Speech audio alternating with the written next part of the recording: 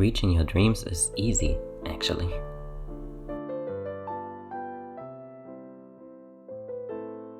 Nike kinda had a point when they said, just do it.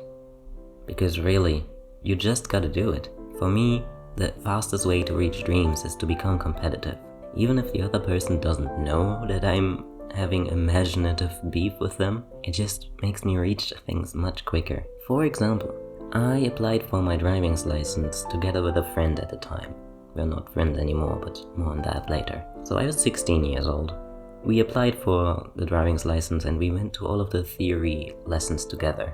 And then once we finished that, the exam and the driving lessons is obviously something we had to do on our own. That was also around the time where our friendship ended. I ended our friendship for good reasons, it was unhealthy. So then, that's when I started to become competitive about it. Because this person that I didn't like anymore was someone who was very slow on getting stuff done. They would procrastinate a lot, and they always needed someone to push them to get their stuff done. So I thought if someone like that finishes the driving license before I do, then I'm a failure. You get my drift? Anyway, so I applied for the theoretical exam as soon as possible, and I passed with 0 mistakes. Yay. And then I had my driving lessons, and that driving teacher was the worst person I ever had in my life. One of the worst, there's always worse. But after several months of suffering and PTSD, I finally got my license. And I'm not in contact with that past friend anymore, so I don't know if they ever got their license. I hope they did, because otherwise that would be a lot of wasted money, but I don't know. I can imagine that they never got it. And even if they did, they got it a lot later than me. Then there's another person from that same group of people, from the same setting, who I also disliked. And she was passionate about cosplay. But as you know, I'm also passionate about cosplay. And she started posting online, and her goal was to start a small fashion brand and sell Lolita fashion that she made herself. And that's kind of also something I want to do. So it's not like I started making all of this because of her and because I want to be competitive, that's not it. I always wanted to make these things. But just having someone in mind who wanted to do the same thing and then trying to be faster than them really gets me going. Otherwise I would also procrastinate a lot of things.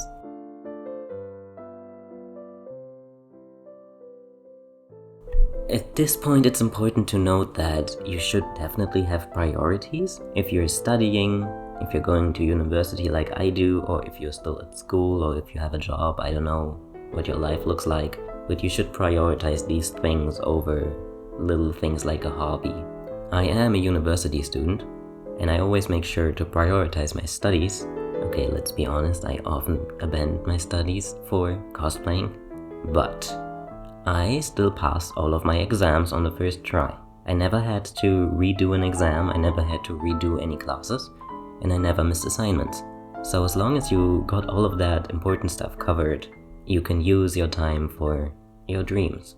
It depends on what you do, and depends on what your dream is, but you get me. Another dream I recently achieved is going to Japan.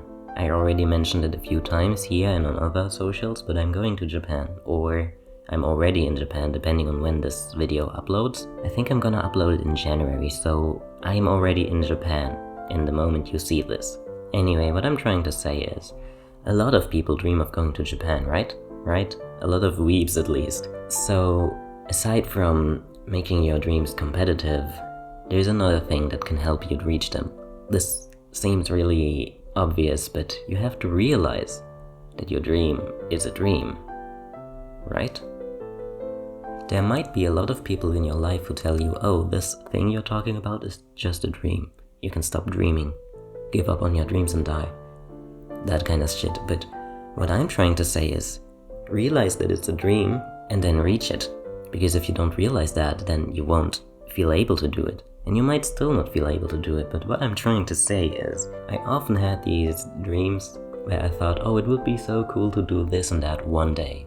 Even though I think I will never actually do that, that would be cool. Like, as a kid, I wanted to become an actor, a Hollywood actor. So the thought was, oh, it would be so cool to become a Hollywood actor one day.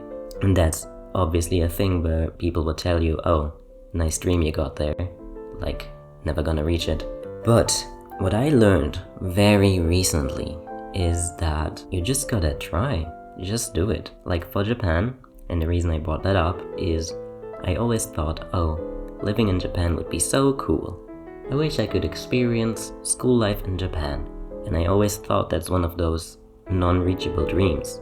But when I last had that thought, I just opened the website to my university and looked up exchange years to Japan from my university. And I realized I'm still within the time limit. Like, when I had that thought, I was watching an anime and thought, let's go to Japan, that would be so cool.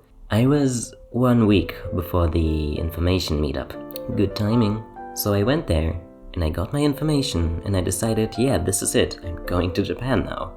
And I did everything I had to do for it. And it is expensive, but let me tell you, I am not rich. My family is kind of poor and I still did it. So there's no need to stop because of money. I did it. I'm in Japan right now. Long story short, you have to realize that the dream you're dreaming of isn't as unrealistic as you might think. And even if it is unrealistic, you can still try. Like, I also thought about becoming a voice actor, because, let's be honest, becoming a Hollywood actor genuinely is unrealistic. For me at least. Because again, money. Acting schools are expensive, and for Hollywood you kinda need to have the contacts to get in. And I don't know anyone in Hollywood. But voice acting is similar, but a lot more achievable. Now, I might not become a professional voice actor, but you can try and participate in projects. Small indie projects, that's a good starting step. And if that goes well, you can build up from there. And then soon enough, if you're doing really well, you will have a reputation. And then bigger projects will ask you to join them. And then you are a voice actor. I would say as soon as you participated in one project and it went well and it went public or whatever the project was going to become, then you can call yourself a voice actor. Not professional, but you are one. And heck, if you want to become a Hollywood actor, just join an acting school and try. I'm not stopping you.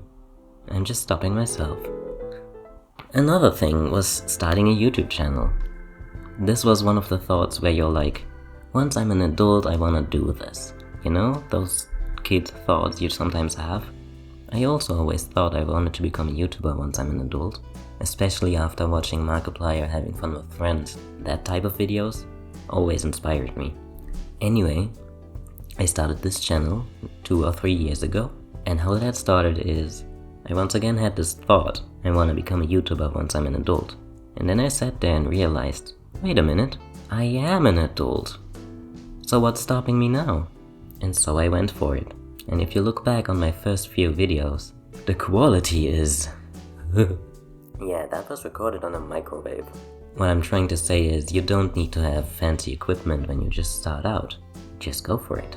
Maybe don't go for voiceover videos if you don't have anything good to record with, because this certainly was a mistake, but I'm still glad I did it. And I could take these videos down, but I'm keeping them there, because honestly, there's no shame in not having good equipment to record with. If this is your best option, then go for it. But you can also just put videos up and put text on it.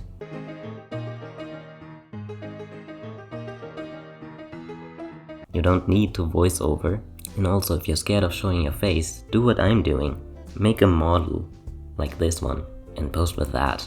I made this model myself, it's not expensive. Like, I know everyone says VTubing is so expensive, the model costs 2,000 bucks. You can make it yourself.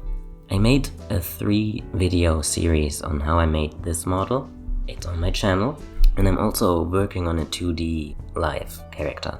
If you don't like this 3D style, that's also a self-making option. And of course I will post that once I get to it. And when we're talking about equipment, this model is running on my phone right now. Like, let me just... You see that? This is on my phone. Just had to expose myself a little there. I have my phone connected to my laptop. Yeah, a laptop is something you might not have. Let's talk about social media. This year I've reached a lot of milestones on all 3 of my social media accounts. For TikTok, I went from 6,000 to 10,000 followers. This might need to be updated. It's not the end of the year in the moment when I'm recording this, so I don't know. On Instagram, I went from 300 to 500 at the moment, but it could be more now. I was inactive on Instagram for the longest time, so once I started picking it up again, it was a slow start. But now I reached a point where followers are raining in regularly, so you just gotta become active and keep at it. And here on YouTube, I went from 30 followers to 100 just because of this one video. And I've tried to make more videos like this, but it didn't work again. But that's normal. For YouTube and for other social media, it's normal that one video goes extremely well for some reason and then you can't recreate it. But a few months after that, you will again have a video that goes surprisingly well. So that's just a regular thing that happens and you are glad every time it comes. Anyway, I reached a lot of milestones and I know having 100 followers on YouTube is nothing. But I'm still proud of it. It's the little things you have to celebrate. And honestly, if you stop now, you wouldn't get further. All the big creators out there you know have started with small amounts. And they might have reached bigger numbers a lot faster than me. But that's okay, as long as I still reach the point. I've got my whole life before me. I've got plenty of time. I also started taking up sponsorships, which is really cool and it makes me feel so professional and famous. It's just a selfie stick. But I got it for free because of the sponsorship. And it's really useful for my cosplays. I use this as my tripod the whole time now. The lights that came with it, I love them so much. They give me such majestic results and images. Aside from that, I also got mascara sponsored, which is cool, I guess. I also use that for my cosplays. And on a different note, I became a hoyocreator. Have I mentioned that here before? So yeah, becoming a hoyocreator is again one of those things where you think, oh that's cool, but I'm obviously never going to reach it. Well, no, I reached it, and it was a lot easier than you might think. I just sat down one afternoon, saw a cosplayer who is a hoyocreator, and started to think competitive again. And they're already a creator, so there's nothing to compete about anymore, but I still thought, hey, if they can reach it, then I can do that too. And so I did my research, and I applied, and now I'm an official hoyocreator. My teacher is impressed, to say the least. Yeah, I mentioned it in class. So doing your research is also a big step for fulfilling your dreams. There's this host club, and I'm not going to give you any details to not dox myself, but there is this host club that goes to conventions, right? Which is really cool. And so I've been dreaming of joining them for the longest time. But I always thought I wouldn't be a good match because I'm very shy. And in the host club you will have to entertain people. Little side note, let me just mention this right here. Host club kinda sounds like a not safe for work thing, but it's not. I assure you, it's a very innocent cafe. It's just a cafe where people entertain people. Like, I sit down at a table that's rented out by the customers and then I talk to them. That's all. Nothing lewd happening, okay? Back to the main point. So, the thing with this host club is they don't take in new people. They're a gatekeep society at this point. And so I thought, well, no way I'm getting in there. Like, how? But a friend of mine joined their maid cafe because it's a joint cooperation of a maid cafe and the host club. The host club is a branch that came from the maid cafe. Anyways, a friend of mine is in there, and once you have someone in there who can recommend you as a new guy, you can get in. So I'm gonna apply for that once I'm back from Japan. And maybe the Japan experience will get me a better chance to get the spot, right? So for gate-kept positions you want to get into, I know it's hard if you don't know anyone who's in there, and I got really lucky with knowing someone who's in there. It's not like you have to give up just because you don't know anyone. You can still meet these people. You can still find out who's in there, depending on what it is. You can't just find Hollywood people and meet them, but sometimes you can find out who's in there, contact these people, maybe befriend these people, and if it goes well you can ask, hey, I want to join this thing, could you help me get in there? I'm not trying to say that you should exploit these people and just talk to them because you want to get in and then dump them once you're in there. You should make genuine friends. Don't just use people to your advantage. But if you make a genuine friend in there, you could ask them to help you get in. Just make sure they don't feel like you're only talking to them for this, you know? For me, I knew my friend before they joined the maid cafe, so I think it's safe. They're not gonna assume I'm misusing them, right? Right? I'm not misusing anyone, and I don't want anyone to think that. Having contacts is a really powerful thing in life, and if you're still young and a shy person and you avoid making new contacts, then let me just give you one suggestion. Please, get out there. I know it's scary. I know some people will be mean to you, but try to collect good contacts. If you meet a person and you feel like they're a really good person to have in your life, then keep them and put some effort into it. Try to keep them really well. As a cosplayer, it's a really good stepping stone to find a photographer for your life. And I got lucky. I have a friend who is a photographer. And again, I am not misusing this person just because they're a photographer. This person is a genuine friend of mine, and I've been friends with them before I knew that they're a photographer. But since they are a photographer, we are now doing a lot of photo shoots, which is great because photo shoots are expensive.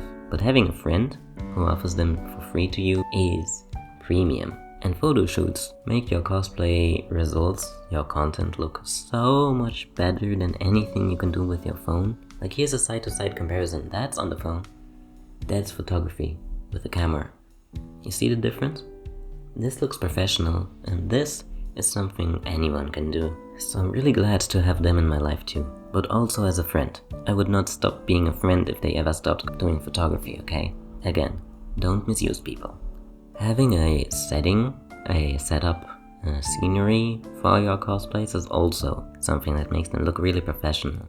And a quick side note, it might seem like I'm mixing up my topics here, but making my cosplays look really good and professional is also one of my dreams I want to achieve, so it does fit into the video, okay? Just let me rant for a second. So having a fancy setup is also something I dreamed of, because compare this. World of difference, right? And I always got jealous when I saw people on TikTok or something who had the fanciest setups, the most professional looking everything, but it's not that hard. You should realize that jealousy is something you can turn into energy that puts your foot forward. That's what I learned, and we'll have more of that later. This setup, for example, was not that expensive. The most expensive part was the wallpaper, 50 bucks for one wall. But I have to admit, my walls are 3 meters high, so that used up a lot of wallpaper, and it'll be cheaper for other people. And I didn't just put the wallpaper up for cosplay, I wanted to renovate my room in this kind of vibe anyway. So it's 2 in 1. The table, I got it for free. There's things like Facebook Marketplace and any other options you have in your area that let you buy things from other people. And this one was gifted. Like the people were moving, they just needed to get rid of it. So I came over, picked it up and got it for free. The fabric? Leftovers that I have from old furniture that got trashed, and I just took the fabric from it. And any other props, you can thrift them. You can find them on flea markets pretty cheaply. Doing a setup like that does not cost a fortune. It might take some time to find the right stuff, but just go to flea markets regularly, go to thrift shops, keep an eye open for the things you're looking for, look through online marketplaces, you'll find it. It took me a year to find the stuff, but I found it. Another topic I wanted to mention was art. Digital art more specifically. I've always been an artist, and I do paintings or sketches or anything like that, and I'm pretty good at it if I may admit so. But digital art is something I started into pretty late. And I think this year is the year that I finally achieved an art style. Like this whole time I didn't have my own individual art style, and I found it now. Art can always be this thing where you see amazing art and think, oh my god, I'm never getting there. Ever. This is crazy. But it's not. For art, my suggestion is pick out an art piece you like a lot, analyze it, and for analyzing it, you should copy it. And now, big disclaimer, if you copy someone else's art, don't post it. It would be stolen artwork if you post that. But it's okay to copy art for practice, as long as you don't publish it, okay? Genuinely, copying art for practice is fine, is okay, and everyone does it, as you should. It's genuinely a good thing to do, as long as you don't post it. So, first trace it, and again, don't post this. Tracing for practice is okay. I would trace it, then put it next to each other to compare the trace to the original. Then I would delete the trace and try again, drawing the entire thing next to the original without tracing. And then you compare it, you check what you did wrong, you fix what you did wrong, and with that you learn by your mistakes, and then at some point you will end up with something like this. I drew that. Isn't that crazy? I went from this to that within half a year. And it's only half a year because I barely ever have time for drawing. If I had the time and if I did this daily, it would have taken a few weeks. At the beginning I always despaired at the thought of, my line art looks terrible, my sketch looks horrible, how can people draw like this without references, this is crazy. But I think I finally reached a point where I can draw without references and it still looks fine enough. I drew this without any reference except for the character reference. I didn't trace anything, I just drew this on my own, and I still can't believe it. Drawing takes practice, as everyone keeps telling you, and I think I finally had enough practice to be satisfied with my results. Another thing I forgot to mention earlier when I was talking about time management is timing. You often think, oh, this thing would be cool, but I don't have the time for it right now because I'm a student, so I will do it once I have a job. Once I'm out of school, once I'm out of university, once I'm done with this and that. Why not start just now? Starting doesn't mean that you have to finish it within a day. If you only have 1 hour to spare every day, use that hour to reach your goal. Do it. Of course, I often come home after university and just do nothing for the rest of the day because it's already late and I'm tired and I'm brain dead. But if you put yourself to it, you will definitely find an hour or two in every day that you can put towards a goal. If, for example, I want to sew something like this, I might start it some weekend, and then I have the base structure down, and then that's gonna stay on my table until next week. And then the next weekend I can continue working on it. It might take forever to finish this piece, but I did it. Even if it takes forever to make this, you will still have it done before you're finished going to school or whatever. Like, it's done and it's here now, and there's no need to wait forever to start something. Just start now. Do a step, and the next step will be easier. I've been ranting on and on about my future plans, and the stuff I've reached, and the stuff I've dreamed of, and my recording right now is already at 40 minutes. It will be shorter for you since I'm cutting it, but I'm at 40 minutes right now. What I've been trying to say with this whole video is, reaching your dreams is a lot easier than you might think. You have to realize that it is a dream, and that's a good thing. Because if you realize that, you can take a step towards it. Take a step, then take another step, and soon enough you'll be there. Sometimes you only need 5 steps to get to a goal. Sometimes the journey isn't that long, you will get there. And if it is long, at least you're making progress. Progress is all you need. It's better than sitting there and thinking, oh, this would be cool, but I'm never going to reach it. You know? Go for it. Try. And if you fail, I haven't talked about failure in this entire video, because I can't even think of any failures in my life. I'm not trying to sound snobby or anything, but I don't think I ever failed anything. Except for voice acting. There was a program I tried to get into and I didn't get any roles because I didn't have the right equipment and my audio recording sounded horrible, so I didn't get in there. But I don't count that as a failure because I can still audition for other projects. It's not like I was super passionate about getting into that one project, I can just go for others. So that's not a full-on failure, that's just one step that didn't work out and I'm taking the next one now. So I think as long as you keep going, there is no failure. You just learn from your mistakes, but there's no reason to stop, you know? As long as you don't stop, as long as you don't give up on anything, you didn't fail. I hope this video was motivational to some of you. So it's supposed to be one of those videos that you watch and then you go, oh yeah, now I can do this thing that I wanted to do. Don't just watch this and feel better about yourself and move on. Please, if you can think of any dream right now that might be a lot more realistic than you thought it is, if I could make you realize that it is more realistic, please do a step. Please try. Tell me in the comments, what are your dreams? What are you trying to go for now? What will be your first step? And if you don't have one right now, try to realize one. Because honestly, I felt so stupid every time I realized that one of my dreams was a dream, you know? They're so simple sometimes. Sometimes these thoughts linger around and you always have them, but you never realize that it's something that you can do. Good luck. I know you can do it.